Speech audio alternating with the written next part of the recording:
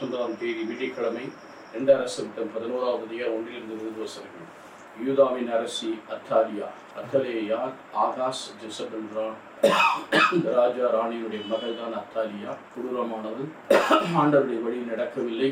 தாவீதின் வெளிவந்த குழந்தையை கொன்றுவிட்டு யூதா அரசனை மணந்து கொண்டதினாலே அந்த வம்சத்தில் வந்தவர்கள் எல்லாரையும் கொன்றுவிட்டு தன்னுடைய மகனை அரசனாக நியமித்து இவளும் 6 ஆண்டுகள் இவள் ஆட்சி செலுத்தினார் என்று 11வது 13வது வசனம் சொல்வது. அந்த நேரத்தில் யோயதா என்ற குருவானவர் இது தாவீதின் வம்சத்தில் வந்த குழந்தையை திருப்பொழிவு செய்து அரசனாக நியமிக்கிறார். இதை 17 பார்க்கிறோம். பின்பு யோயதா ஆண்டவர் ஒரு பக்கம், அரச மக்கள் மறுபக்கம் உடன்படிக்கை செய்து வைத்தார். இதன் மூலம் அரசனும் மக்களும் ஆண்டவரின் மக்களாயிருப்பதாக ஏற்றுக்கொண்டனர். அவ்வாறு அரசனுக்கும் மக்களிடையே உடன்படிக்கை செய்து வைத்தார். கடவுளுடைய பிள்ளைகளாக உடன்படிக்கை பிறகு இருக்கிற பலிப்பீடங்கள் தவிர்க்கப்பட்டன.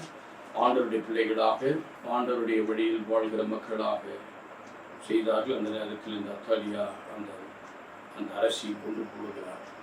இறைவனுடைய ஆட்சி சிறப்பாக தாவீதின் வம்சத்தில் வந்த யோவாசு அரசனாக பதவியேற்கிறார். அதற்கு இந்த யோயதா அந்த குரு ஒரு சீர்திருத்தத்தை செய்கிறார். எனக்கு அருமையானவர்களே, ஆண்டவருடைய மீட்பின் திட்டத்திலே பல எதிர்ப்புகளும் எதிரிகளும் தீய வழிகள் நடந்தாலும் அவையெல்லாம் சீர்படுத்த கடவுள் தாவீதின் குமாரனாக பிறக்க தாவீதின் வம்சத்தையே அவர் நிலைநிறுத்த விரும்புகிறார். அந்த நிலைநிறுத்தினுடைய விளைவாகத்தான் யோவாசு அரசனாக்கப்படுகிறார்.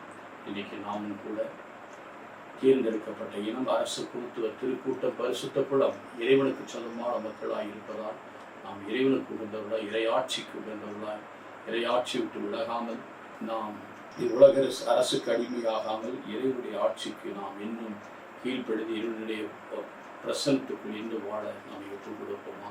இது நல்ல ஆண்டவரை, போதுமான கிருபைகளை கொடுக்கிறவரை, நீரே வழிநடத்துகிறீர்.